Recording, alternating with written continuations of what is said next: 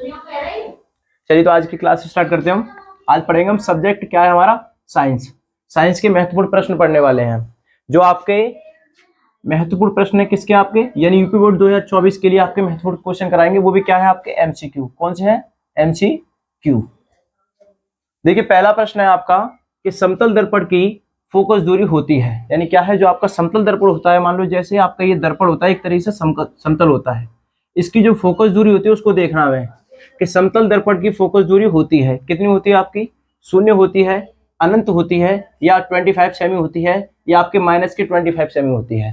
तो इसमें से कौन सा आंसर आपका सही है, सेकंड वाला। क्योंकि जब समतल दर्पण की फोकस दूरी जो होती है वो होती है आपकी अनंत, यानी कोई भी उसकी सीमा नहीं होती, चाहे कितनी भी हो सकती है, यहां से लेकर यहां तक या उससे भी ज्यादा हो सकती है। अगला प्रश्न है आपका, यदि किसी वस्तु को एक दर्पण के सामने निकट रखने पर प्रतिबिंब सीधा बने, कॉमा, किंतु दूर रखने पर उल्टा प्रतीत या उल्टा प्रतिबिंब बनने, तो उसको क्या बोलते हैं, उस दर्पण यानी उसका दर्पण क्या होता है ये पता करना है। यानी क्या है क्वेश्चन आपका, यदि किसी वस्तु को एक दर्पण के सामने, यानी निकट का मतलब होता है पास, निकट रखने पर प्रतिबिंब सीधा बने, किंतु दूर रखने पर कैसा, उल्टा प्रतिबिंब बने, तो वह दर्पण होगा। कौन सा दर्पण होगा आपका, समतल दर्पण होगा, अवतल दर्पण होगा, या उत्तल दर्पण होगा, या इनमें से कोई नहीं। तो वो कौन सा दर्पण होता है आपका, अवतल दर्पण होता है। इसमें क्या करते हैं, अगर किसी वस्तु को आप वो दर्पण के निकट रखोगे तो आपको प्रतिबिंब सीधा बना दिखाई देगा, और अगर दूर रखोगे तो कैसे दिखाई देगा, आपको उल्टा दिखाई देता है। तो आपका आंसर सेकंड वाला सही होगा। प्रश्न नंबर आपका 3, इसमें कह रहा है आपसे, अवतल दर्पण के फोकस पर रखी वस्तु का प्रतिबिंब बनता है, यानी अवतल दर्पण के फोकस पर रखी वस्तु का प्रतिबिंब बनता है। कैसा प्रतिबिंब बनता है आपका, वक्रता केंद्र पर, या दर्पण के पीछे, या अनंत पर, या ध्रुव पर। तो जो आपका दर्पण का प्रतिबिंब बनता है वो कहां पर बनता है, आपका अनंत पर। तीसरा ऑप्शन आपका सही है। चौथा क्वेश्चन है आपका, दर्पण के लिए फोकस दूरी का सूत्र होता है। जो आपका दर्पण होता है उसके लिए फोकस दूरी का सूत्र क्या होता है आपका, 4 ऑप्शन आपको दिए हैं। पहला दिया आपको 1/f बराबर 1/u प्लस का 1/v। सेकंड वाला है आपका 1/f बराबर 1/u माइनस का 1/v। तीसरा है आपका f बराबर u प्लस का v, और चौथा दिया आपको f बराबर u माइनस का v। अब इसमें से कौन सा आंसर आपका सही है, वो भी किसके लिए, फोकस दूरी वाला सूत्र देखना है। तो फोकस दूरी हमारी किससे होती है, f से। u क्या होता है हमारा, वस्तु होता है, v क्या होता है हमारा, वेग होता है, यानी प्रतिबिंब मान लेते हैं इसे। तो जो आपका आंसर सही होगा वो होगा आपका ये, क्योंकि फोकस दूरी से पूछा है तो 1/f से स्टार्ट होगा आपका, ठीक है, और प्लस में होगा। अगला क्वेश्चन आपका देखिए 5 वाला है, किसी 10 सेमी फोकस दूरी वाले अवतल दर्पण के सामने 20 सेमी की दूरी पर एक वस्तु क्या है, रखी है, तो वस्तु का प्रतिबिंब बनेगा। कैसा बनेगा, दर्पण के पीछे बनेगा, दर्पण तथा फोकस के बीच बनेगा, या आपका फोकस पर बनेगा, या दर्पण के वक्रता केंद्र पर बनेगा। तो कहां बनेगा आपका, ये बनेगा आपके फोकस किस पर बनेगा, आपके दर्पण के वक्रता केंद्र पर बनेगा। किस पर बनेगा, दर्पण के वक्रता केंद्र पर। देखिए क्वेश्चन नंबर 5 कर चुके थे, अब क्वेश्चन नंबर आपका 6 है। क्वेश्चन नंबर 6 क्या है आपका, देखिए किसी बिंब का, क्या लिखा है, किसी बिंब का अवतल दर्पण द्वारा बना प्रतिबिंब आभासी कौमा सीधा तथा बिंब से बड़ा पाया गया वस्तु की स्थिति कहां होनी चाहिए। यानी आपसे पूछ रहा है कि कोई वस्तु हो आपकी, यानी उसकी परछाई जो बनेगी उसके बारे में पूछ रहा है कि किसी बिंब का अवतल दर्पण द्वारा बना प्रतिबिंब आभासी का मतलब होता है कि हमें कोई फील होना, जैसे कि कैसा बनेगा, बड़ा या छोटा, किस तरीके से उसका आभास होना। आभासी कौमा सीधा तथा बिंब से बड़ा, जो परछाई होगी उससे बड़ा पाया गया है, या वस्तु की स्थिति कहां होनी चाहिए, यानी कहां रखें जिससे वस्तु से बड़ा प्रतिबिंब बने। तो बताइए, यानी आपको ऑप्शन दिया है मुख्य फोकस तथा वक्रता केंद्र के बीच, दूसरा ऑप्शन है आपका वक्रता केंद्र पर, तीसरा है आपका वक्रता केंद्र से परे, या चौथा ऑप्शन है आपका दर्पण के ध्रुव तथा मुख्य फोकस के बीच, यानी दर्पण के ध्रुव तथा मुख्य फोकस के बीच। तो जब आपको वस्तु का प्रतिबिंब अगर बड़ा चाहिए तो उसको हम कहां रखते हैं, इस चौथा वाला ऑप्शन आपका सही है, यानी दर्पण के ध्रुव तथा मुख्य फोकस के दोनों के बीच रखेंगे, तब जाके आपकी वस्तु का जो प्रतिबिंब है वो बड़ा बनेगा। अगला क्वेश्चन दिया है आपको 7 वाला कि एक अवतल दर्पण की वक्रता त्रिज्या, यानी एक अवतल दर्पण की वक्रता त्रिज्या कितनी है आपकी, त्रिज्या दी है आपको 20 सेमी है, इसकी फोकस दूरी होगी क्या होगी, इसकी फोकस दूरी होगी। तो कभी भी ध्यान रखना, जब कभी आपको अवतल दर्पण में कोई दूरी देता है या कोई मान देता है तो अवतल दर्पण में हमेशा आपका माइनस का होता है। तो जो आपकी त्रिज्या है वो माइनस की कितनी हो जाएगी, आपकी 20 सेमी। लेकिन पूछा क्या आपसे, फोकस दूरी पूछा है। तो इसको फाइंड करने के लिए एक सूत्र होता है आपका एफ बराबर आर अपॉन में 2 होता है। ओके, तो क्या करेंगे, जो एफ का एफ रखेंगे, लेकिन आर की वैल्यू कितनी थी, -20, तो माइनस का 20 रखेंगे, बट्टे में कितना आपका 2, इस 2 का डिवाइड देंगे इसमें, तो 2 से जाएगा ये 10 बार, तो एफ की वैल्यू कितनी आ जाएगी, -10। कितनी आ गई, -10। तो इसका आंसर है वो आपको कौन सी होगा, आपका -10 सेमी होगा। ओके, -10 सेमी हो जाएगा।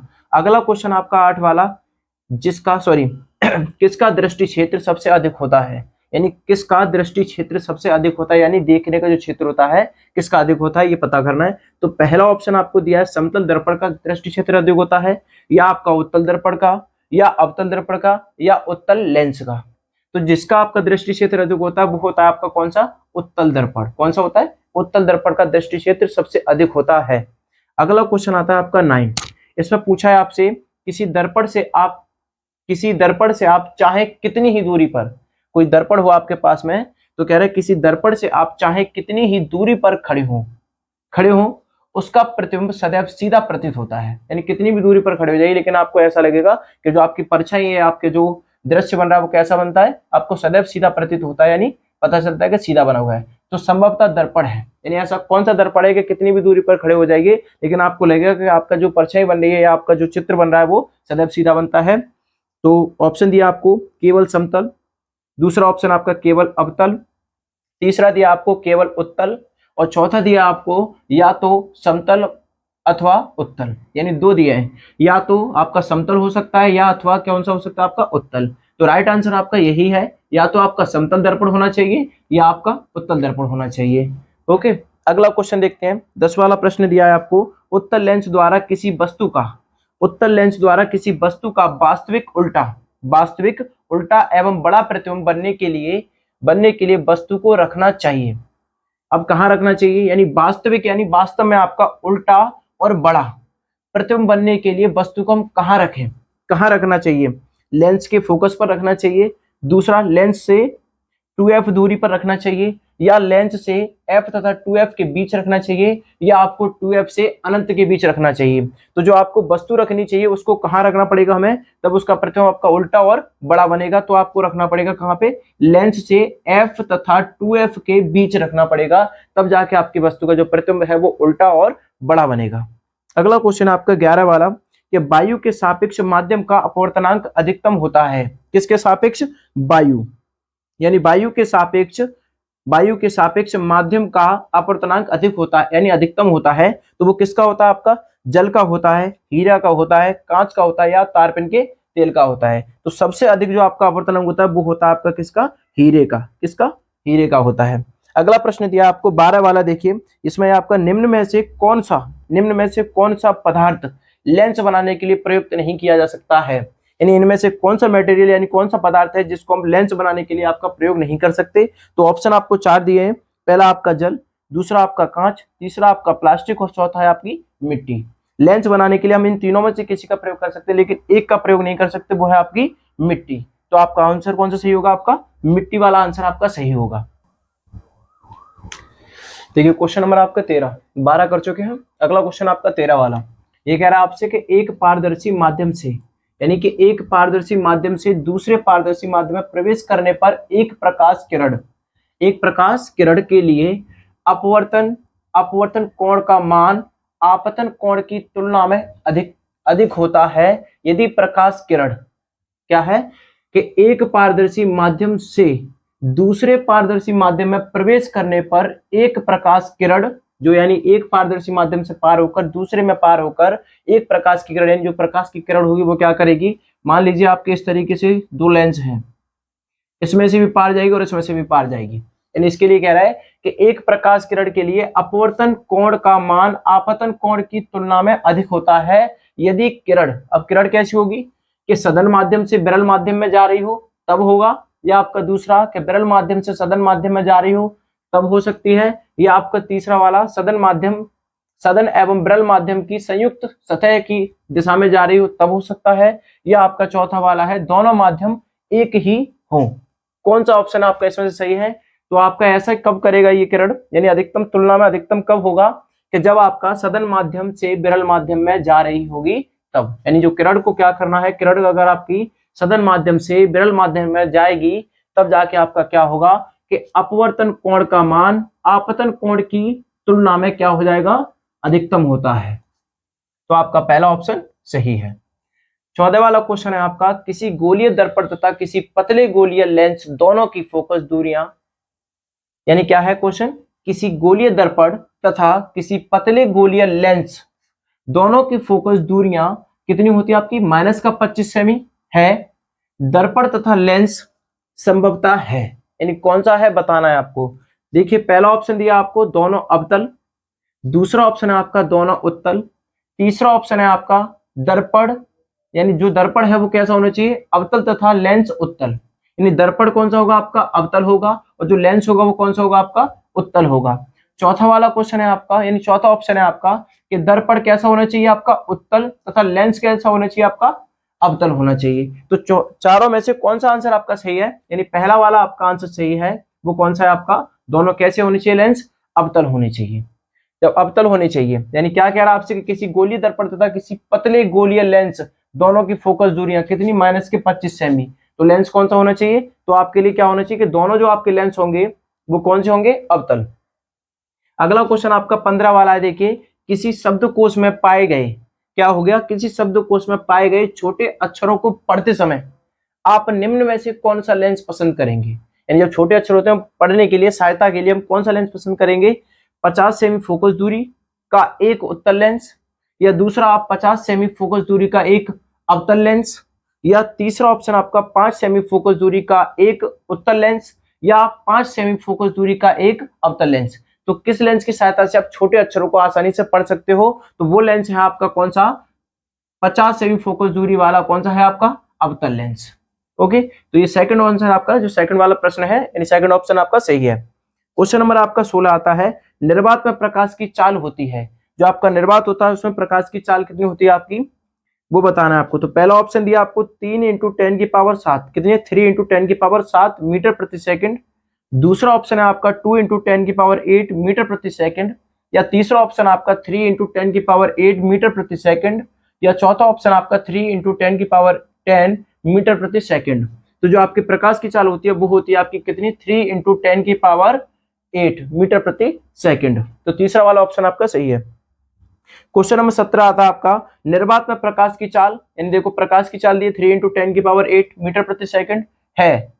तो कांच यानी ब्रैकेट में लिखा है आपका जिसका अपवर्तनांक कितना होना चाहिए, 1.5 है। अब क्या हो गया आपका, कांच में प्रकाश की चाल होगी, अब प्रकाश की चाल कितनी होगी आपको ये बताना है। ऑप्शन दिए 4, 4.5 × 10⁸ मीटर प्रति सेकंड, या दूसरा आपका 2.0 × 10⁶ मीटर प्रति सेकंड, या आपका तीसरा वाला है 3.0 × 10⁶ मीटर प्रति सेकंड, या चौथा वाला ऑप्शन आपका 2.0 × 10⁸ मीटर प्रति सेकंड। तो जो आपका कांच का अपवर्तनांक होगा वो कौन सा होगा आपका प्रकाश की चाल का, तो ये होगा आपका फोर्थ वाला ऑप्शन सही है आपका, 2.0 × 10⁸ मीटर प्रति सेकंड होगा। अगला क्वेश्चन आपका 18 वाला प्रश्न है, निम्न में से किस माध्यम में प्रकाश की चाल न्यूनतम होती है, यानी निम्न में से किस माध्यम में प्रकाश की चाल न्यूनतम होती है। किस में होती है आपकी, हीरे में होती है, जल में होती है, कांच में होती है, या आपकी केरोसिन में होती है। तो किस में होती है आपकी, हीरे में होती है। किस में, हीरे में होती है। क्वेश्चन नंबर हमारा देखिए कौन सा, 19। क्वेश्चन नंबर आपका 19, ये क्वेश्चन नंबर कह रहा है आपसे कि एक अवतल लेंस को प्रयोग में आता है, यानी एक अवतल लेंस के प्रयोग में आता है। अब क्या प्रयोग में आता है आपका, आवर्धक लेंस के रूप में, या कार के पीछे की ओर की वस्तु देखने में, या आपका निकट दृष्टि दोष को दूर करने के लिए चश्मों में प्रयोग में, या आपका साधारण कैमरों में। किसमें प्रयोग करते हैं, जो आपका एक अवतल लेंस होता है वो किसके प्रयोग में आता है बताइए, वस्तु को देखने में आता है, यानी जो गाड़ी के पीछे वाला हिस्सा होता है उसमें लगाने काम आता है, या आवर्तक लेंस के रूप में काम आता है, या दृष्टि क्षेत्र यानी दृष्टि दोष को दूर करने के लिए चश्मों प्रयोग किया जाता है, या साधारण कैमरे में। तो इसका जो आंसर है वो क्या होता है, जो आपका अवतल लेंस का प्रयोग करते हैं वो करते हैं हम किसके लिए, निकट दृष्टि दोष को दूर करने के लिए चश्मों में प्रयोग करते हैं। अगला क्वेश्चन आपका 20 वाला है कि 1 मीटर फोकस दूरी को, या 1 मीटर फोकस दूरी के अवतल लेंस की क्षमता जो होती है वो कितनी क्षमता होती है ये बताना है। तो कितनी क्षमता होती है आपकी 1 डायोप्टर होती है, यानी डी का मतलब डायोप्टर होता है, तो माइनस का 1 डायोप्टर होती है, या आपका प्लस का 2 डायोप्टर होती है, या प्लस का 1 डायोप्टर होती है, या आपका प्लस का 1.5 डायोप्टर होती है। तो इसकी जो क्षमता होती है वो कितनी होती है आपकी प्लस का 1 डायोप्टर होता है। अगला क्वेश्चन है आपका 21, यानी 50 सेमी फोकस दूरी वाले उत्तल लेंस की क्षमता होती है, किसकी 50 सेमी फोकस दूरी वाले उत्तल लेंस की क्षमता होती है, कितनी होती है आपकी माइनस का 2 डायोप्टर, प्लस का 2 डायोप्टर, या प्लस का 0.02 डायोप्टर, या आपका चौथा वाला है माइनस 0.02 डायोप्टर। तो कौन सी वाली, यानी आपके जो 50 सेमी का लेंस होता है या फोकस दूरी का उत्तल लेंस होता है उसकी क्षमता कितनी होती है आपकी, वो होती है आपकी कितनी प्लस के 2 डायोप्टर, कितनी होती है प्लस के 2 डायोप्टर होती है। अगला प्रश्न है आपका 22 वाला।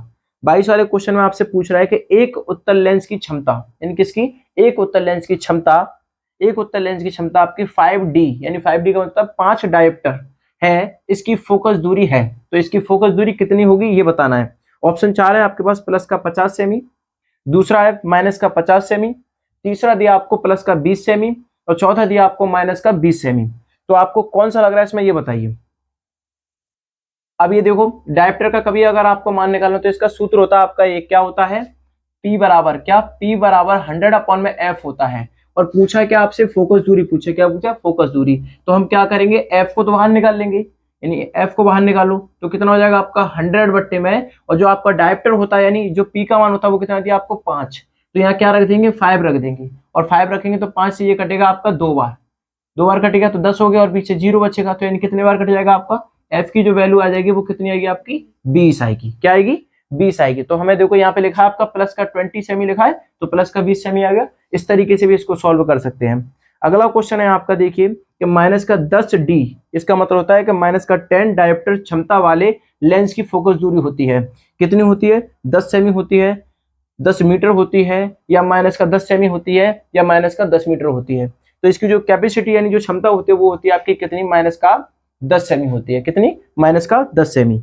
अगला क्वेश्चन है आपका 24 वाला कि मानव नेत्र द्वारा किसी वस्तु का, मानव के नेत्र द्वारा किसी वस्तु का प्रतिबिंब बनता है स्वस्थ नेत्र में प्रतिबिंब बनता है, यानी जो मानव का नेत्र होता है उसका प्रतिबिंब बनता है, और दूसरा जिसकी आंखें अच्छी होती हैं एकदम स्वस्थ होती हैं उसका प्रतिबिंब के बारे में पूछा आपसे कि स्वस्थ नेत्र में प्रतिबिंब बनता है तो कैसा बनता है और कहाँ बनता है।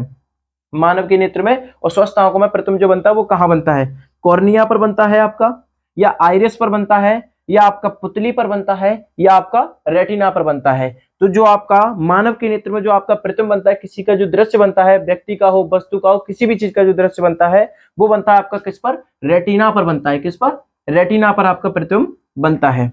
अगला क्वेश्चन है आपका देखिए 25 वाला क्वेश्चन है स्वस्थ आंखें, क्या है स्वस्थ आंख के लिए, क्या है स्वस्थ आंख के लिए स्पष्ट दृष्टि का न्यूनतम दूरी होती है, यानी जो आंखें स्वस्थ होती हैं उनकी न्यूनतम दूरी कितनी होती है ये बताना है। तो सभी बच्चों को पता है कि कितना होता है, तो जो स्वस्थ आंखें होती हैं कितनी होती हैं, पहले देखते हैं ऑप्शन आपको 4 दिए हैं, एक पहला दिया 25 सेमी, दूसरा 50 सेमी, और तीसरा 100 सेमी, और चौथा है आपका अनंत। यानी जो स्वस्थ आंखों वाले होते हैं उनकी दृष्टि क्षेत्र कितना होता है ये बताना है। तो इसका जो दृष्टि क्षेत्र होता है वो कितना होता है आपका 25 सेमी, यानी कि 25 सेमी होता है। ओके, ये आपके बोर्ड एग्जाम के लिए very very most important question है, तो इनको तैयार कर लीजिए।